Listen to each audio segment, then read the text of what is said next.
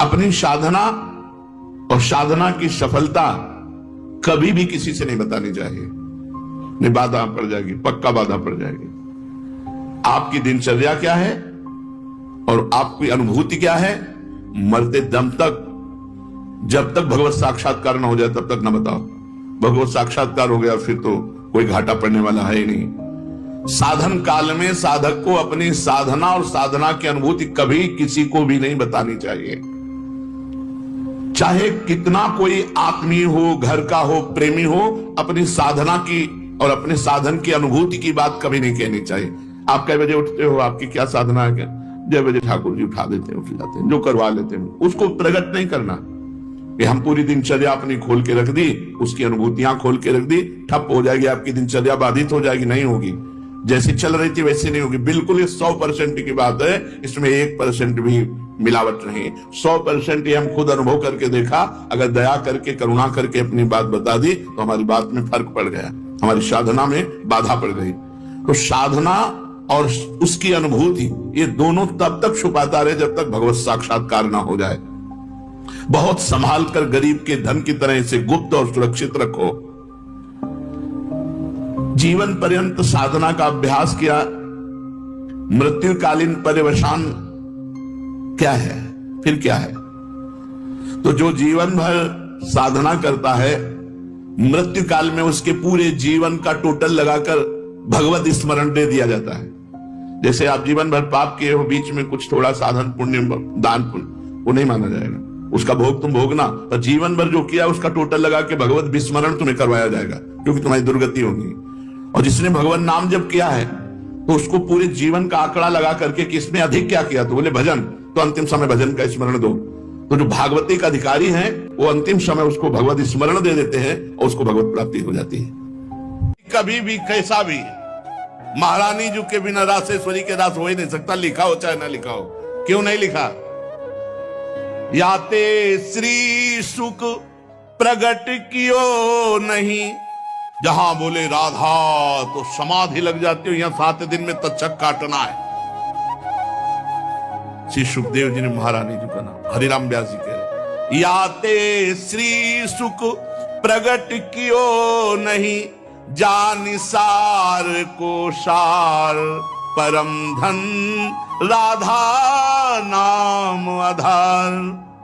वैसे तो रोज संकेत वन में पीछे हमने चर्चा की थी, प्रेम सरोवर में प्रियालाल मिलते थे, नंदगांव वर्षा। आज लालू ने एक नई लीला रची, गोप देवी लीला है।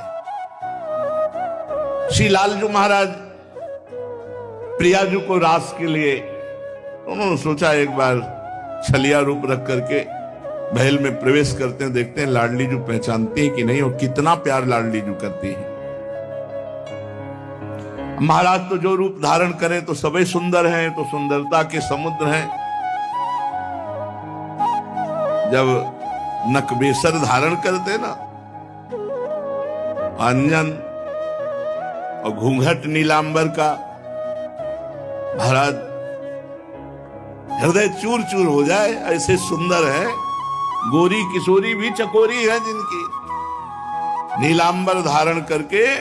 और जिस समय लाली लगा के महाराज अपने राधा पी जी को कभी कभी जब आते हैं तो देखो ऐसे लगता है यार बलिहार महाराज, जो रूप धारण करते सीधे हृदय पर प्रहार करते हैं। प्रभु ने गोप देवी का रूप धारण किया, गोपांगना का। श्री चरणों में नूपुरों की झनकार, कटी में करधनी जिसमें क्षुद्र घंटिका लगी हुई है।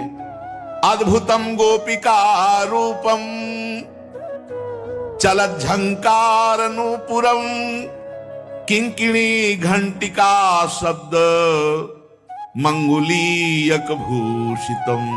बड़ी दिव्य अंगूठियां धारण किए हुए अंगुलियों पे, कमर में करधनी जो रुंझुन रुंझुन, श्री चरणों में नूपुर और रत्न कंकण केयूर मुक्ताहार विराजितम।